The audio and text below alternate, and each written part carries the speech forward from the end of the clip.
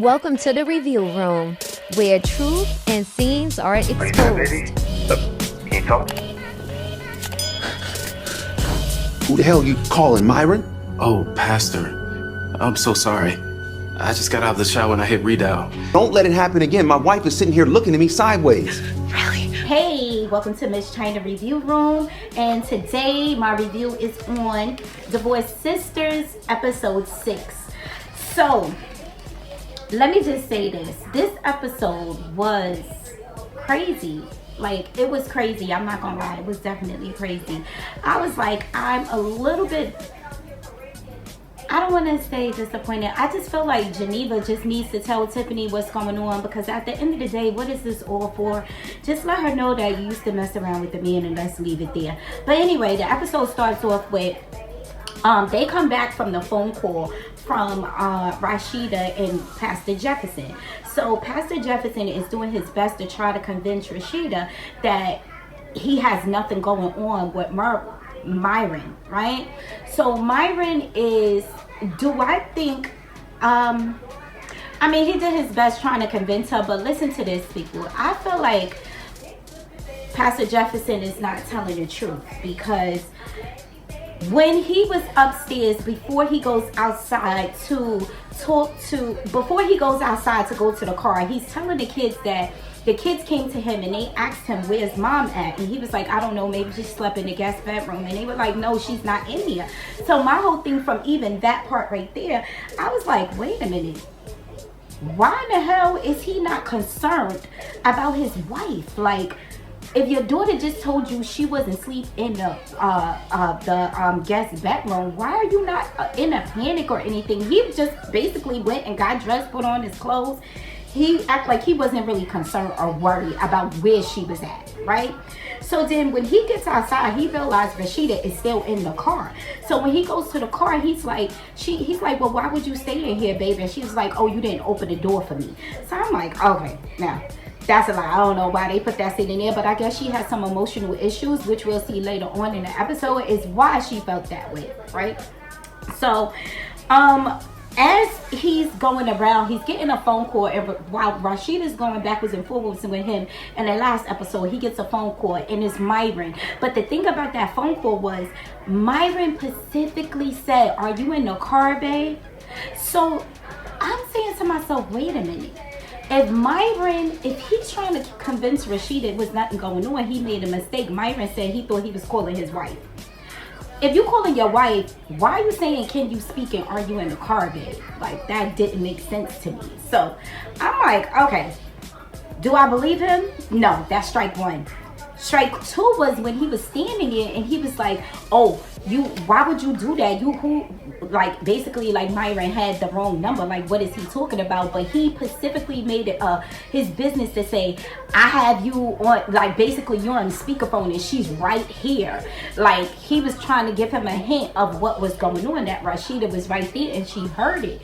So I was like, okay, yeah, no, I don't know if I'm believing him, people. I'm not believing that Pastor Jefferson doesn't have anything going on with Myron, but probably at the end of the season we'll find that out, because he tried to do his best to convince Rashida, and yeah, I guess he did, because as he's in the car, he goes to the car, he's pleading with her, they're having this conversation, and he's like, you know, before he goes back in and have a second conversation with her, he gets in the car and he gets a phone call from Tiffany. Now, do I feel like Tiffany should have told Pastor Jefferson about Rashida's issue when she was back in college, and what happened to her, and this is why she afraid this is why she don't like opening her own door, because she had a situation where somebody locked her in.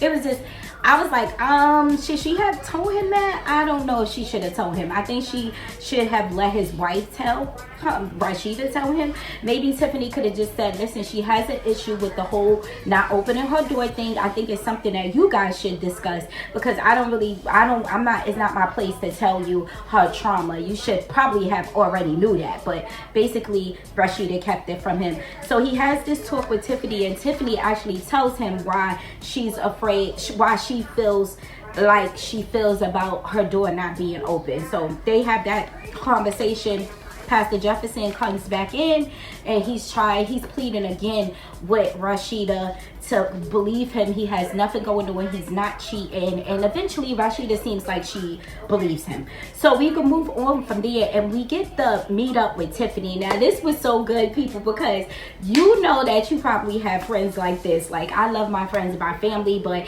you know, sometime when you call them, you may look at your phone, right? And you may be like, I'm gonna call her back. But bingo, Tiffany's calling Geneva. Geneva looks at her phone and ends the call. But Tiffany is standing right there. So Tiffany is standing right there like, oh yeah, so that's what we doing now? I was like, oh my God, this is crazy.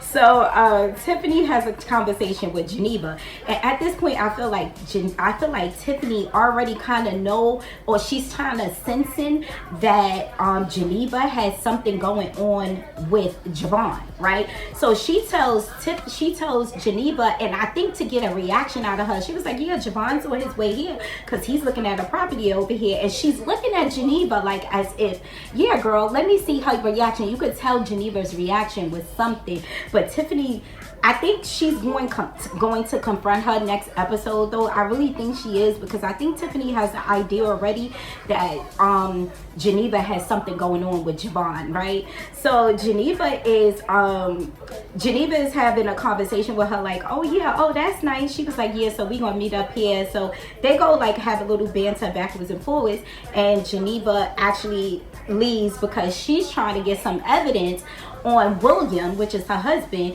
to see what he got going on, right? So she could feel better about what she's about to do, basically. So that's all that's about, right? So Javon actually comes, but Geneva's already gone. He has a conversation. He brings some flowers to Tiffany, but Tiffany is really on to him. She hasn't said anything yet, but she's definitely on to him. So we go over to Geneva. Geneva has the information to the pretty lady's job. So the yoga studio. So she goes over to the yoga studio. So I see a lot of people mentioning they can hear Tyler Perry in the background of this scene saying action. And you sure can. You sure can. So I don't know. That was a little sloppy, but I guess, you know, that's been happening a lot with Tyler Perry. I don't know what be going on at the studio sometimes. And the people that put it out, y'all don't double check it before y'all air it. Like, y'all didn't hear him say that. This is not a live show. So they could have easily edited that out, but they did not. So she comes to the studio and she meets the pretty lady, right? The only thing that I caught on this part was that the pretty lady almost seemed like she already knew who Geneva was, because all Geneva said was my daughter and your daughter, I would like for them to have a play date or whatever. So I'm like, she was like, oh yeah, but her father normally brings her. And I'm like, wait a minute, how the hell you know who her daughter is? She didn't even say her daughter's name. So I don't know if this was the problem, if this was an issue with production where they didn't even read in the script, they didn't realize that. But I'm like, how does she know who she's talking about? Because she never said her daughter's name. So Geneva gets this bright idea to leave her phone sitting on the desk, right, and inside the yoga studio. So as soon as she left and they agreed to have a play date with the children, she was like, oh, do you have my number? They exchanged numbers, but when Geneva left, she put her phone on the desk of the pretty lady's studio. So clearly she put it on there so that she can hear what the pretty lady is going to do when she leaves, right? So, and who she going to call? And sure enough, the pretty lady called somebody, but I'm not too sure if she called William. Like, I don't know. She could have been talking to her husband. She could have been calling her husband like, oh, so strange. This lady came over here to talk to me about a play date, which is such and such daughter or whatever. So I don't even know if that was really William she called. But Geneva is just trying to find something because she wants to really mess around with Javon. So that's how that goes. But I even noticed in this part, you had people saying that Geneva actually had her phone in her hand when she got in the car. Now, granted, she could have two phones, or it could be another mistake inside of that episode, like hearing Tyler Perry say action. That could be another issue. So I don't know about that. So we go back to Rashida, and they are talking. Geneva comes over to talk to Rashida. Geneva is obsessed with Javon, and she's talking about how their sex was or whatever. So that wasn't really nothing to that. But Rashida was telling her the truth, like, girl, why leave this man alone? He means you no good. He's messing around with your friend to make you jealous so that you could do exactly what you're doing. She told Geneva, like, girl, you just looking for something so that you could justify basically what you're doing. So yeah, I definitely enjoyed the conversation with Geneva and Rashida, because Geneva basically gave her the business. I mean, Rashida definitely gave her the information she needed to, like, girl, stop playing. And then she said that Geneva and Rashida talked, and it seems like Javon wants to make Geneva jealous by talking to Tiffany. So we all know that. So that's how they conversation went. So then we get to Bridget, and Bridget gets a message from Vaughn. So Vaughn is upset because in the last episode, Vaughn got into it with, I forgot his name. I can't even remember the other guy's name. He got into a fight over with Bridget's co-worker, and he kind of just got depressed and he felt like he wanted to kill himself. So they all in the office on the phone. You got Myron, Rashida, well, you got Geneva and Rashida at first, and then they run over to Pastor Jefferson and see if Pastor Jefferson can actually talk him down. So we didn't have any too much about I realized we didn't have a scene with Naomi this episode. If I'm not mistaken, maybe I have to watch it again, but I didn't see Naomi in this episode. So yeah, that pretty much ended the episode with Vaughn really trying. I don't know if he's going to really kill himself or not, but I'm thinking that maybe not, or maybe they're going to get to him in time to get him to the hospital or whatever. I'm not sure. So basically that's the end of the episode. You have Vaughn, who is threatening to off himself. I don't know if he's actually going to do it, but I guess we'll see next episode. Now people, this is episode 6. We only have 2 more episodes before the mid-season finale. The mid-season finale, well, they have 8 episodes, which is the first part of season 1, and then they have a second part, which is part 2 of season 1.